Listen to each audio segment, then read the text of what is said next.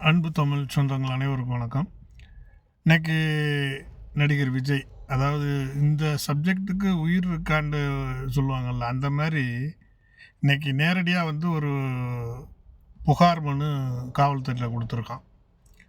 என்னென்னா, நம்ம doctor APJ Abdul Kalam அவர்களுடைய உதவியாளர் பொன்ராஜ் அவர்கள் தாவா நம்ம தாவேகா கட்சியில் உள்ள பெண்களை இழிவாக பேசிட்டாருன்ட்டு, அதுக்கு என்னுடைய தங்கை, என்னுடைய அக்கா, என்னுடைய அம்மா அந்த மாதிரி உரிமையோடு சொல்லி ஒரு புகாரை கொடுத்துருக்கான். இந்த நாய் இவ்வளோ நாளாக அந்த பெண்களும் இளைஞர்களும் ஆபாசமாகவும் அவதூறாகவும் பேசிக்கிட்டு இருந்தாங்களே, அப்போல்லாம் இவன் என்ன பண்ணிக்கிட்டு இருந்தான்? ஒரு பெண்ணு என் புருஷனை காட்டிலும் விஜயத்தையும் பிடிக்குங்கிறா, சிரிக்கிறா. அதுக்கு ஒன்று இவனுடைய ஒரு அறிக்கை ஏதாவது வரலாம், ஒரு பேட்டி வரலாம், இல்லை இவனுடைய ரெண்டாம் கட்ட தலைவர்களை வச்சு அறிக்கை விடலாம். இப்படியெல்லாம் பெண்கள் பேசக்கூடாதுன்னு ஒரு பெண் சொல்கிறா, நான் அவனுக்கு பொண்டாட்டியாக இருக்கிறதுக்கும் தயாருங்கிறான். எவ்வளோ கேவலம், அசிங்கம். அப்போ அந்த பெண்களை குறிப்பிட்டு இப்படி பெண்கள் தவறான எண்ணத்தில் இருக்குது. நாளைக்கு எப்படி நாளைக்கு குடும்ப ஒரு இதுக்குள்ளே எப்படி இருப்பாங்க? இப்படி ஒரு அதாவது ஒரு கட்டுப்பாடு இல்லாமல் பெண்கள் பேசுகிறது, பெண்கள் நாளைக்கு எப்படி ஒரு இதில் இருப்பாங்க? இதே ஒருத்தன் ஆண் சொல்கிறான், நான் விஜய்க்கு பொம்பளையாக மாதிரி பொண்டாட்டியாக இருப்பேங்கிறான். என்னங்கடா அரசியல் இல்லை, இதுக்கெல்லாம் இடம் இருக்கா? இந்த மாதிரி பேச்சுகளுக்கு இடம் இருக்குதா? என்ன ஒரு கேவலம். அதே மாதிரி இப்போ பெண்கள் விஷயத்தில் எடுத்துக்கிட்டால், நடிகர் விஜய்க்கு அவனுடைய குடும்ப சம்பந்தப்பட்ட ஒரு 3 பெண்களுக்கு பாதுகாப்பே கொடுக்க முடியலை.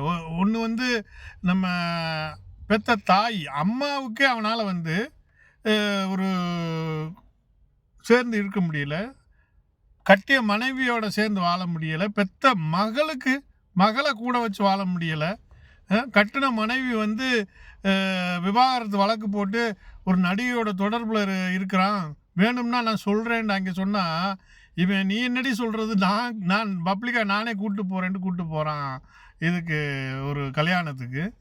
அப்படி ஒரு கேவலமான பிறவியாக இருக்கிறான். இருந்துக்கிட்டு அவர் என்ன சொல்லியிருக்கிறார், அவர் சொன்ன அந்த பேட்டியிலுமே இப்போ சமீபத்தில் ஒரு குறிப்பு கொஞ்ச நாள் ஆயிருக்குது, உடனேயும் இல்லை, இப்போ எடுத்துக்கிட்டு வர்றாங்க. அவர் என்ன சொல்கிறார், இப்படி பெண்கள் இளைஞர்கள் சீரழிஞ்சு போகிறாங்க, இவங்களெல்லாம் என்ன சொல்கிறது? ஒரு விபச்சார பெண்ணுக்கு சமமான முறையில் இருக்கிறாங்க, எதை பேசணும்னு தெரியாமல் பேசுகிறாங்க. அப்போ அவங்கள வழி நடத்துறதுக்கு ஆள் இல்லாமல் இருக்கின்ற அந்த ஒரு ஆதங்கத்தில் சொன்னதை இவன் என்ன ரீதியில் எடுத்துக்கிட்டு போய் இன்றைக்கி புகார் மனு கொடுத்துருக்குறான். இது ஒரு பொண்ணு சொல்லிச்சு, என்னது குப்பை கொட்டுறவங்க கூட 10 பொண்டாட்டி வச்சுருக்கிறான். ஏன் இந்த விஜய் எத்தனை பொண்டாட்டி வச்சா என்னடான்னு கேட்குது. இவன் பெண்களை மதிக்கிற ஒரு இது. தூத்துக்குடி அந்த ஒரு பெண் மாவட்ட செயலாளராக இருந்த பெண் எத்தனையோ கோடிகளை செலவு பண்ணியிருக்கோம்னு சொல்லுது, லட்சங்களை செலவு பண்ணியிருக்கோம்னு சொல்லுது.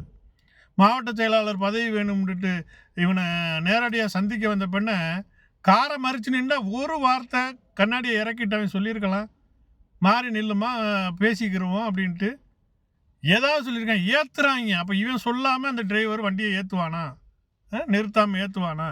அப்போ அந்தளவுக்கு இருக்கிறான் இவன் பெண்களை மதிக்கிறது. அரசியலுக்காக ஸ்டண்ட் அடிக்கிறான். இது அதே மாதிரி என்ன சொல்கிறது, இது நாம் தமிழர் சீமான கேவலமாக பேசுகிறது. ஒரு கொள்கை இல்லை, ஒரு கட்டுப்பாடு இல்லை. அப்போ அந்த இளைஞர்கள் என்னென்னா, அந்த நடிகருடைய அந்த திரை கவர்ச்சியில் அவன் பின்னாடி அந்த ரசிக மனப்பான்மையில் வர்றானுங்க.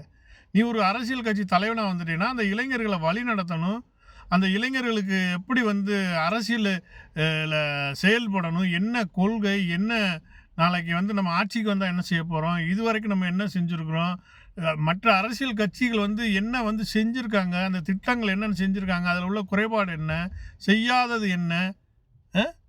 நம்ம ஒரு 5 தலைவர்களை கொள்கை தலைவர்கள் புகைப்படமாக வச்சுருக்கிறோமே, அந்த தலைவர்கள் என்ன சொல்லியிருக்கிறாங்க, நம்ம அந்த தலைவர் வழியில் நம்ம என்னென்ன செயல்பட போகிறோம், அந்த மாதிரி அரசியல்படுத்தணும் இளைஞர்களை. இல்லாமல் பேச விட்டு ரசிச்சுக்கிட்டு. அப்போ ஒரு பெண்ணு நான் அவனுக்கு பொண்டாட்டியாக இருப்பேன்னு சொல்கிறதும், இல்லை ஒரு பெண்ணு என் புருஷனை காட்டில் அவனத்தையும் பிடிக்குங்கிறத நீ ரசிக்கிறியா? அந்த மாதிரி நீ ரசித்து இவ்வளோ நாளாக மௌனமாக இருந்துட்டு அதை கண்டித்து அவர் ஒன்றும் அறிவற்ற ஒரு ஒன்னே பாரு முட்டாப்பையே கிடையாது. ஒரு மாபெரும் தலைவர் அப்துல் கலாம் அவர்களுக்கு ஆலோசகராக இருந்தவர். அவ்வளோ என்ன அறிவில்லாமதவரா? எவ்வளோ வந்து நலத்திட்டங்களுக்கு வந்து அரசு செயல்படுறதுக்கு அறிவுரை வழங்கின ஒரு சிறந்த வந்து அறிவாளி. அவரை நீ வந்து இன்னைக்கு போய் புகார் கொடுக்குற. நாயே, நீ முதல்ல வந்து பெண்களுக்கு பாதுகாப்பானதாக இருக்கிறதுக்கு பாரு. உன்னுடைய ரசிக பட்டாளத்தை வந்து நீ இன்னைக்கு அரசியல் கட்சி தொடங்கியிருக்கிற, என்ன அவங்கள வந்து அரசியல் வழிப்படுத்துறதுக்கு பாரு. கண்டிப்பாக உனக்கெல்லாம் இந்த தேர்தலில் வாக்களிக்கக்கூடிய வாக்கு அது வீண். இளைஞர்கள் திருந்துங்க. இவனை நம்பி வாக்களித்து உங்கள் வாக்குகளை வீணாக்காதீர்கள்.